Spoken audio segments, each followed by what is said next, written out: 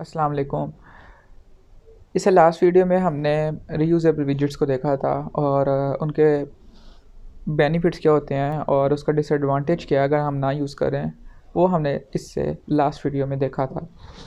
तो last video में मैंने आपको मॉडल क्लासेस के बारे में बताना था, तो मॉडल क्लास मैं वहाँ पे नहीं बता सका क्योंकि वहाँ पे हमने रीयूजेबल विजेट को देखा था, जो कि मॉडल क्लासेस पहले बताना ज़रूरी था। तो जैसा कि मैंने फिर लास्ट क्लास में कहा था कि हम नेक्स्ट क्लास में मॉडल क्लासेस को देखेंगे, उनको हम क्यों यूज़ करते हैं वो हम देखेंगे नेक्स्ट क्लास में, ये मैंने कहा था। तो आज की वीडियो में हम मॉडल क्लासेस को देखेंगे, इसके एडवांटेजेस क्या होते हैं, इसको क्यों यूज़ करते हैं, ये हम देखेंगे। तो इसमें मॉडल क्लासेस को स्टार्ट करने से पहले मैंने यहाँ पे एक सिंपल पेज क्रिएट किया है। ठीक है, एक स्कैफोल्ड होम पेज है जिसके अंदर एक स्कैफोल्ड विजेट है और कॉलम है। कॉलम के अंदर हमारे पास यहाँ पे 2 लिस्ट स्टाइल यूज़ हुई हैं। ठीक है, यहाँ पे सर्कल एवटार है जिसमें इमेज पास की नेटवर्क, देन टाइटल है, ट्रेलिंग है और एक सब टाइटल है। ठीक है, तो यहाँ पे हमारे पास 2 लिस्ट स्टाइल्स हैं। अब यहाँ पे अगर आप देखें तो हमारे पास सिर्फ 2 लिस्ट स्टाइल्स हैं। इनको हम इजीली और लिस्ट स्टाइल्स ऐड कर सकते हैं, रिमूव कर सकते हैं, लेकिन यहाँ पे ये गुड अप्रोच नहीं है। ठीक है, क्योंकि इन फ्यूचर जब आप मेजर लेवल की ऐप्स पे काम कर रहे हो तो या मिड लेवल की ऐप्स पे काम कर रहे होते तो वहाँ पे हमारे पास जो डाटा आ रहा होता है वो अनडिफाइंड होता है, उसकी जो लेंथ होती है वो अनडिफाइंड होती है। आपको इस चीज़ का आइडिया नहीं होता कि वो डाटा जो है हमारे पास कितनी क्वांटिटी में आ रहा है, कितनी वहाँ पे लिस्ट आइटम्स आ रही होंगी और उसको कैसे शो करना होगा, तो वहाँ पे ये चीज़ डिफ़ाइन नहीं होती। ठीक है, तो उस चीज़ को ओवरकम करने के लिए हमारे पास एक सॉल्यूशन होता है जिसका नेम होता है मॉडल क्लासेस।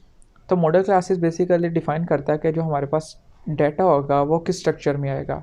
ठीक है, तो हमारे पास डाटा को लोड करने के लिए हमारे पास 3 वेज़ होते हैं ऐप्स में। आप एक सिंपल क्लास क्रिएट कर लो, उसमें लिस्ट पास कर दो।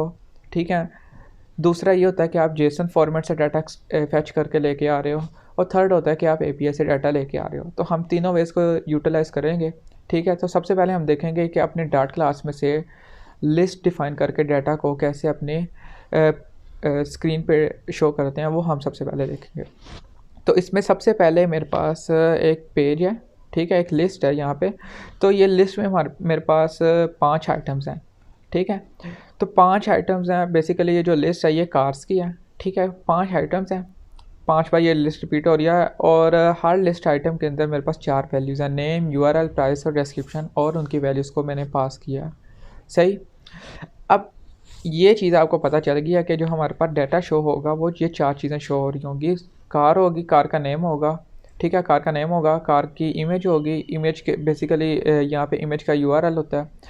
फिर यहाँ पे प्राइस होगी उसकी और डिस्क्रिप्शन होगी। तो ये हमारे पास 4 चीज़ें हैं जो हमने अपनी ऐप में शो करनी है। राइट। अब यहाँ पे मैं आऊँगा और लिब के अंदर एक अपना फ़ोल्डर क्रिएट कर लूँगा जिसका नेम होगा मॉडल्स। सही। मॉडल्स के अंदर मैं एक फ़ाइल क्रिएट करूँगा। ठीक है, और उसका नेम होगा मेरे पास car car data dot dot. ठीक है, ये मैंने एक फ़ाइल क्रिएट कर लिया। अब इसके अंदर मैं यहाँ पे सबसे पहले क्या डिफ़ाइन करूँगा, स्ट्रक्चर। तो स्ट्रक्चर हमने देख लिया है। ठीक है, यहाँ पे मैं अपनी क्लास का नेम रखूँगा और उसमें स्ट्रक्चर डिफ़ाइन करूँगा। तो सबसे पहले आपने देखा होगा कि मेरे पास कार का नेम है। ठीक है, तो यहाँ पे मैं सबसे पहले नेम पास करूँगा और यहाँ पे इसको मैं कर दूँगा फाइनल। ठीक है, और यहाँ पे मैं सबसे पहले नेम पास करूँगा, इसको मैं कॉपी कर लेता हूँ।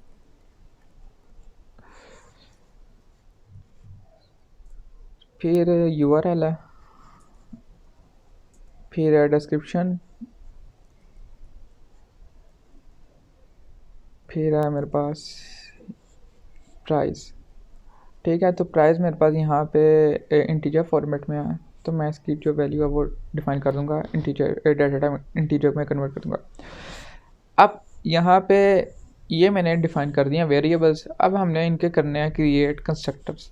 तो कंस्ट्रक्टर भी आप 2 तरह से क्रिएट कर सकते हो, नेम कंस्ट्रक्टर क्रिएट कर सकते हो या सिंपल।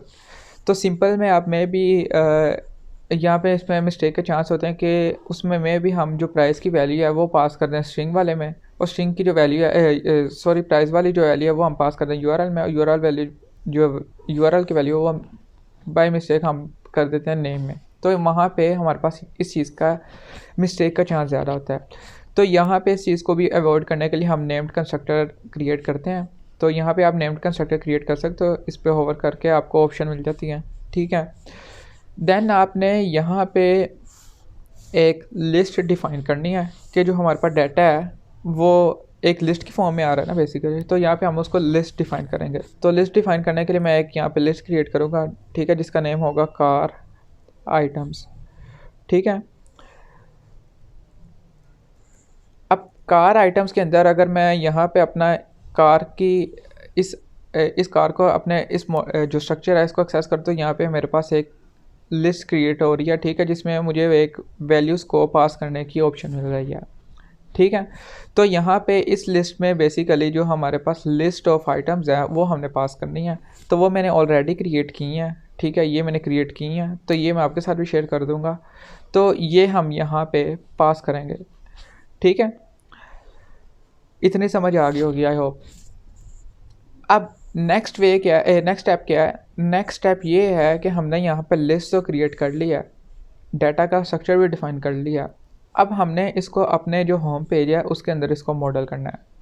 तो होम पेज के अंदर कैसे मॉडल करते हैं? तो उसके लिए हम एक और क्लास क्रिएट करेंगे, ठीक है, जिसका नाम हम रख देते हैं क्लास मॉडल, ठीक है।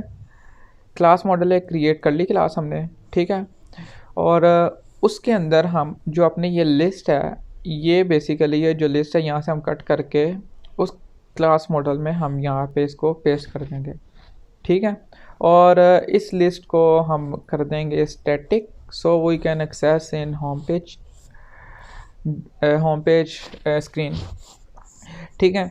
तो यहाँ पे हमने 3 काम किए हैं। सबसे पहले क्या काम किया है कि स्ट्रक्चर डिफ़ाइन किया है, ठीक है, किस फॉर्म में हमारे पास डाटा आ रहा है, क्लास क्रिएट की उसका स्ट्रक्चर डिफ़ाइन किया है। देन हमने डिफ़ाइन किया लिस्ट, ठीक है, जिसमें हमारे पास जो डाटा था वो था। फिर उसके बाद हमने अपने जो लिस्ट थी उसको होम पेज में लाने के लिए हमने उसका मॉडल क्रिएट किया, मॉडल क्लास क्रिएट की, so we can show the data in home page dot file, ठीक है। तो एक उसकी क्लास हमने क्रिएट कर ली और उसके अंदर जो लिस्ट थी हमारे पास आइटम्स की वो हमने यहाँ पे इसको पास कर दी, ठीक है। आई होप कि यहाँ तक आपको अंडरस्टैंड हो गया होगा कि हमने मॉडल कैसे क्रिएट करना है। सबसे पहले तो हमने स्ट्रक्चर उसका डिफ़ाइन किया है, देन हमने उसका मॉडल क्रिएट किया है, so we can pass a data in home page screen, ठीक है। अब इस डाटा को जो हमने यहाँ पे मॉडल इसका क्रिएट किया है, इसको हमने अपने होम पेज पे कैसे शो करना है, कैसे यहाँ पे इस डाटा को फैच करके वहाँ पे लाना है, वो हम देखेंगे नेक्स्ट वीडियो में, ठीक है। तो आई होप कि यहाँ पे आपको इस चीज़ की समझ आ गई होगी। एक ही इसमें मतलब कि ये मैंने चीज़ें अलग अलग रिकॉर्ड में एक साथ ही कर रहा हूँ, लेकिन इसको मैंने अलग अलग इसलिए रखा है ताकि ये ग्लिच ना क्रिएट करे, ठीक है। उसमें मतलब कि आपको एक सीक्वेंस से मैंने वीडियो इसलिए ऐड कर रहा हूँ ताकि एक सीक्वेंस से आप उसको फॉलो कर लो कि हमने इसमें पहले मॉडल कैसे क्रिएट किया है, फिर मॉडल के बाद हमने उसको फैच कैसे करना है, वो उसमें हम देखेंगे। तो इसलिए किया ताकि यहाँ पे आपको इस चीज़ का इशू ना हो, ठीक है, ताकि मिक्सअप ना हो, ठीक है। तो इससे नेक्स्ट वीडियो में हम देखेंगे कि इसमें जो डाटा है वो हम अपने होम पेज पे कैसे यहाँ से मॉडल क्लास से फैच करके शो करते हैं।